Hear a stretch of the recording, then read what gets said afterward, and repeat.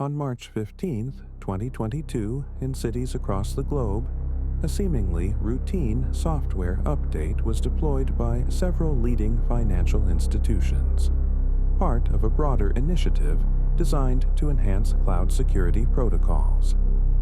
This group included major banks headquartered in New York, London, and Tokyo. The digital systems involved comprised complex cloud architectures that stored sensitive financial data and managed critical transaction processes for millions of customers worldwide. The update, while promoted as a safeguard against emerging cyber threats, contained several overlooked vulnerabilities due to inadequate testing and validation procedures. During the implementation of this update, a significant misconfiguration occurred. The configuration management system failed to apply the necessary security patches uniformly across all instances of the cloud application, specifically a crucial access control setting. A failsafe that was intended to limit data exposure was incorrectly set to a default permissive mode in several databases.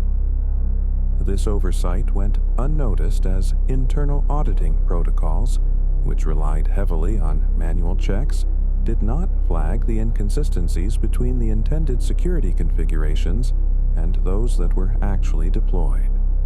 Shortly after the updates were completed, measurable impacts began to surface. By March 17th, users of the affected banks reported unusual account activity. Preliminary investigations indicated unauthorized attempts to access sensitive account information, with at least 10,000 customer accounts suffering some level of compromise. Financial loss estimates began to emerge as well. At this early stage, the banks calculated that approximately $4 million had already been siphoned off through unauthorized transactions, primarily focused on high-value accounts. The transaction monitoring systems, unable to flag these anomalies due to the prior misconfiguration, failed to alert bank security teams until the impact had already deepened. Internally, initial reactions from the financial institutions varied, but were marked by confusion. Security teams scrambled to understand the scope of the issues being reported.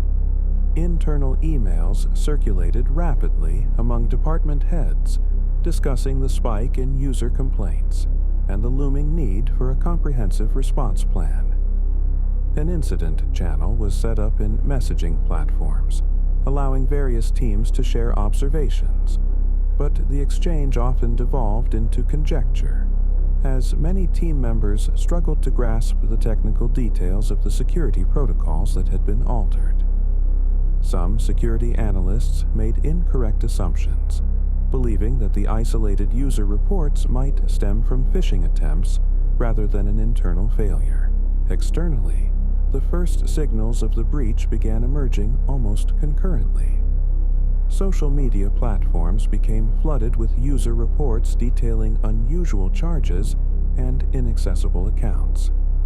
In addition, monitoring tools within the banks began triggering alerts regarding irregular login attempts, although many teams dismissed them initially as potential false positives due to the recent update.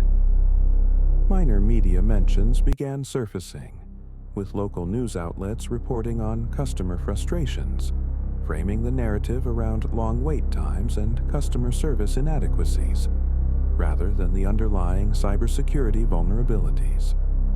As the days progressed into the following week, the situation escalated. By March 22nd, the cumulative impact of the breach began to crystallize. Financial analysts noted significant perturbations in trading volumes tied to the institutions affected, spurring a response from regulatory bodies. Apprehension among investors grew, leading to a noticeable decline in share prices of the implicated banks. Stock valuations dropped by roughly 8% on average over the course of the week, a vital metric that underscored the increasing erosion of trust in these institutions. Behind closed doors, internal incident response teams continued to grapple with the unfolding crisis. A rapid audit initiated on March the 20th uncovered the extent of the misconfigured security protocols and pinpointed the exact lines of code responsible for the vulnerabilities. Yet, as more resources were diverted to crisis management, key stakeholders remained unaware of the full implications of the security failure. The cybersecurity departments struggled against not only the technological challenges, but also the communication gaps that had formed between different teams during the update process. At the same time, external investigations began taking shape.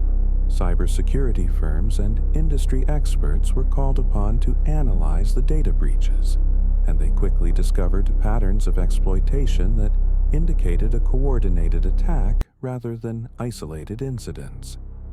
Intelligence briefings indicated that hackers were actively exploiting these vulnerabilities on a larger scale, hinting at a sophisticated operation aimed at undermining not just individual institutions, but the very stability of the global financial framework.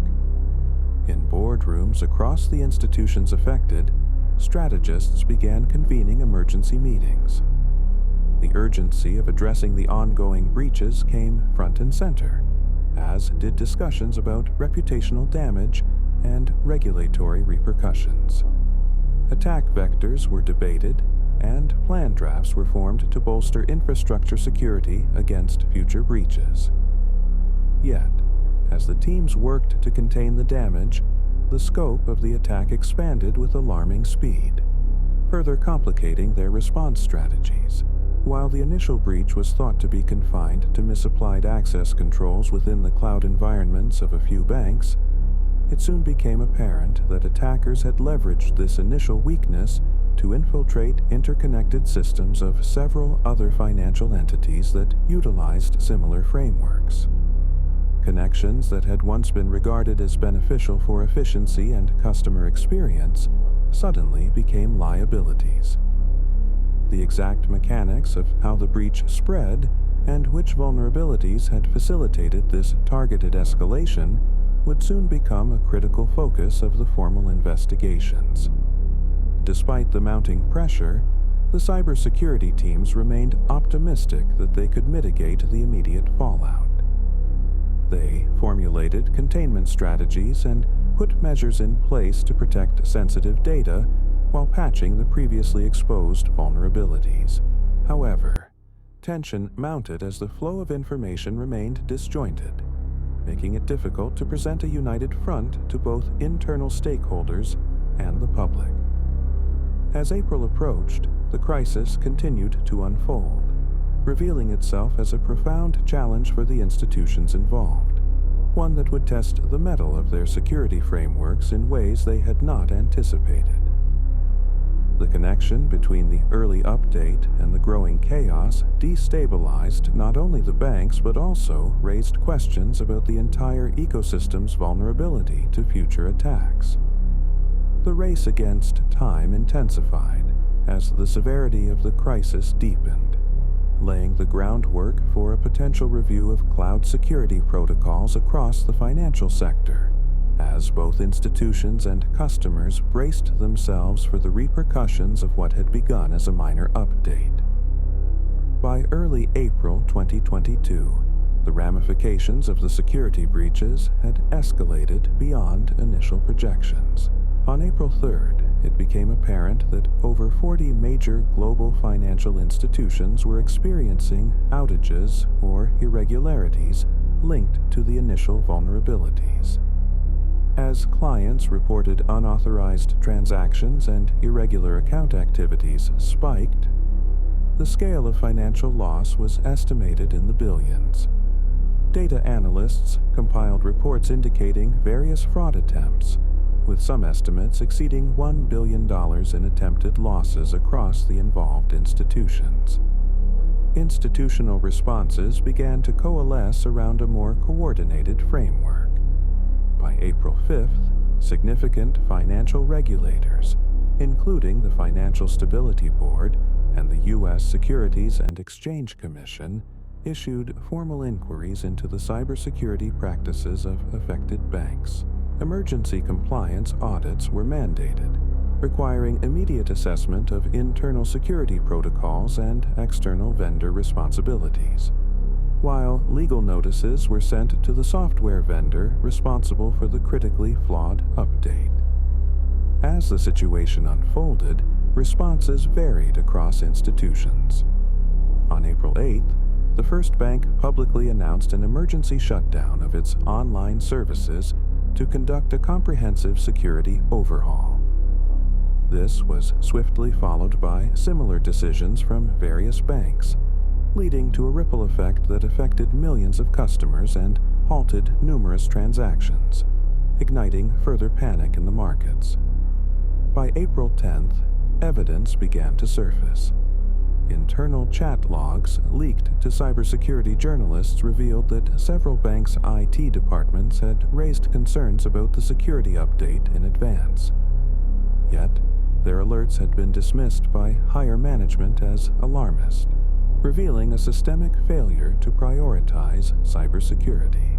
The documents detailed discussions where potential vulnerabilities were flagged, but no decisive actions were taken to alleviate concerns prior to the implementation. This discrepancy fueled public outrage, leading to a flurry of news articles documenting the lapses and a widespread search for accountability.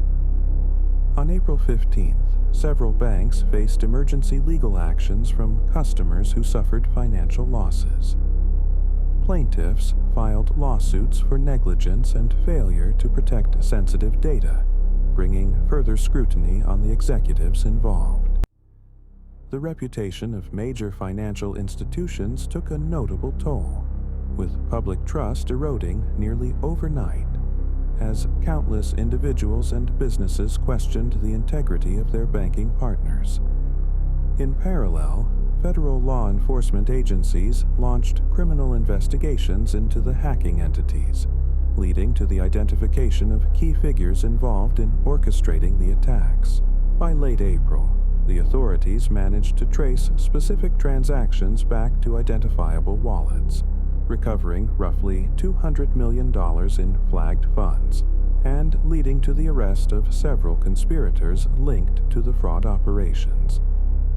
As the situation stabilized towards the end of April, many institutions were left to deal with the long-term consequences. Boards of directors initiated comprehensive reviews of board governance related to risk management. By May, significant resignations occurred, including multiple chief information officers and security officers across the banks caught in the scandal, as the pressure mounted to reclaim customer confidence. In June 2022, a follow-up report from financial regulators revealed the necessity for stringent cybersecurity frameworks across the entire sector, leading to mandated revisions in policy. Guidelines were established for cloud security protocols, including clearer lines of communication for risk assessments and emergency responses between technical teams and executive management. By September 2022, the initial shockwaves of the cybersecurity crisis had settled. While major institutions worked on rebuilding trust, notable shifts in the financial landscape became evident, including a consolidation of market power among fewer but more secure entities. As a final benchmark, industry analysts noted an extensive drop of roughly 20% in overall digital banking engagement during the fallout period, a clear indicator of the indelible impact on customer sentiment. By the end of 2022, the sector had largely fortified against immediate threats, yet concerns lingered regarding the pervasive vulnerabilities that had been exposed. The systems impacted had undergone various upgrades and reinforcements, but the repercussions of what began as a minor update continued to shape a new era of cybersecurity awareness in financial institutions. Final assessments and audits concluded in January 2023, with enforcement actions being formalized and new security frameworks acknowledged across all impacted entities. The institutions involved iterated their commitment to enhanced security measures, while public trust remained a focal point of ongoing reforms. As of January 15, 2023, the financial institutions impacted by the crisis had successfully returned to normal operations, although the shadow of the breach loomed large over their reputations.